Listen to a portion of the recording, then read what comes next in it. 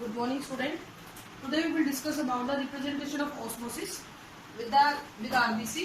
ठीक है, RBC के साथ रिप्रेजेंटेशन देखेंगे। इसमें हम लोग क्या करेंगे बेटा, तीन सोल्यूशन लेंगे। इन तीनों सोल्यूशन, तीनों कंटेनर के अंदर हम एक में डालेंगे बेटा आइसोटोनिक सोल्यूशन, एक में डालेंगे हाइपरटोनिक सोल्यूशन, एक में डालेंगे हाइपोटोनिक। इन सब के बारे में हम पिछले लेक्चर में बात कर चुके हैं, ये कैसे सोल्यूशन होते हैं।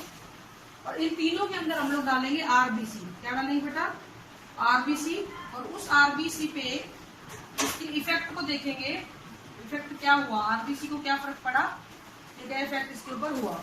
तो जिस आइसोटोनिक सोल्यूशन में आरबीसी पे कोई इफेक्ट नहीं आएगा, क्योंकि आरबीसी के अंदर और बाहर का जो वाटर कंसेंट्रेशन और वो बैलेंस है बिल्कुल सेम है।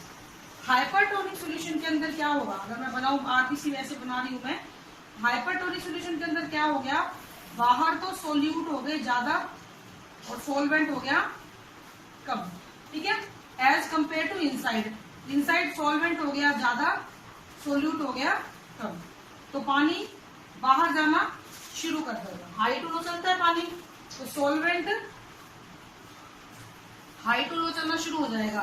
तो सेल क्या कर जाएगी बेटा, सेल विल श्रिंक, ये श्रिंक कर जाएगी, सिकुड़ जाएगी, बिल्कुल सिकुड़ जाएगी। यहाँ पे आरबीसी के अंदर सोलवेंट कम, बाहर सोलवेंट ज्यादा, सोल्यूट कम। ठीक है, तो अब पानी बाहर ज्यादा अंदर कम, अंदर आना शुरू हो जाएगा।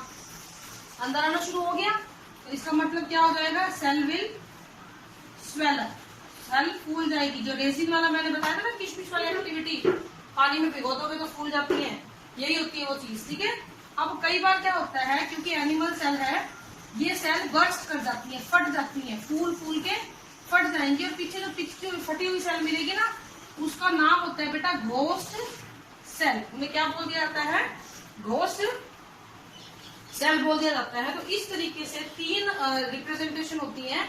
आइसोटोनिक में कोई इफेक्ट नहीं आएगा, हाइपरटोनिक में अगर सेल को रख देंगे तो वो श्रिंक हो जाएगी, उसका पानी बाहर निकल जाएगा। हाइपोटोनिक में रखेंगे तो पानी अंदर आके सेल फूल जाएगी और फट जाएगी। These are the effect of osmosis. अब कुछ एग्जांपल्स हैं ऑस्मोसिस के। नॉर्मली ज्यादातर जो प्लांट्स हैं उनके अंदर ऑस्मोसिस बहुत ज्यादा परफॉर्म होता है।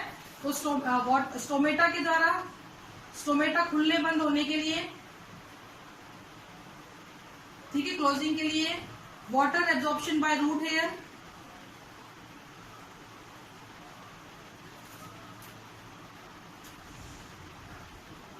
Water absorption by root hair. जितने भी यूनिसेलुलर ऑर्गेनिज्म हैं उनके लिए इसको यूज करते हैं वो लोग। ठीक है, जाइलम के द्वारा जब पानी चलता है, जाइलम ट्रेवलिंग द वाटर, इसमें ट्रांसपिरेशन में। तो ये कुछ प्रोसेस है जहाँ पे ऑस्मोटिक प्रेशर या ऑस्मोसिस का यूज किया जाता है। तो यहाँ पे बेटा आपका जो पैसिव ट्रांसपोर्ट है वो खत्म होता है। अब हम बात करेंगे एक्टिव ट्रांसपोर्ट की। एक्टिव ट्रांसपोर्ट का मतलब क्या है, इसका मतलब ये होता है बेटा कि हम चीजों को एक्टिवली भेजते हैं। तो यहाँ पे against the concentration gradient, against the concentration gradient चीजों को भेजा जाएगा, यानी फोर्सफुली चीजों को भेजा जाएगा। अब आप एक चीज देखिए, अगर आपको फोर्सफुली कुछ करना है, किसी छोटे बच्चे को फोर्सफुली कुछ करवाना है, तो आपको चीखना पड़ेगा, चिल्लाना पड़ेगा, जबरदस्ती करनी पड़ेगी। You have to spend your energy.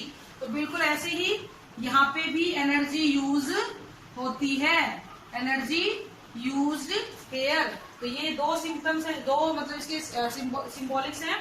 Concentration gradient के अगेंस्ट ये प्रोसेस चलता है, एनर्जी इसमें यूज होती है। इसके अलावा कुछ कैरियर प्रोटीन भी इसमें यूज किए जाते हैं। Carrier protein is also utilised active transport के अंदर। कैरियर प्रोटीन यूज होती है, like glucose, amino acid, and some ions are transported by these methods. these methods. ठीक है, तो ये आपका एक्टिव ट्रांसपोर्ट हो गया। नेक्स्ट हम बात करेंगे तीसरा type, that is known as bulk transport. नाम से समझ रहे हो, बल्क मतलब बेटा बहुत ज्यादा। जब आपको किसी सब्सटेंस को ज्यादा अमाउंट में, बड़ी अमाउंट में ट्रांसपोर्ट करना होता है तो उसको हम क्या बोलते हैं, बल्क ट्रांसपोर्ट बोलते हैं। यानी कि substance cross the plasma membrane in bulk,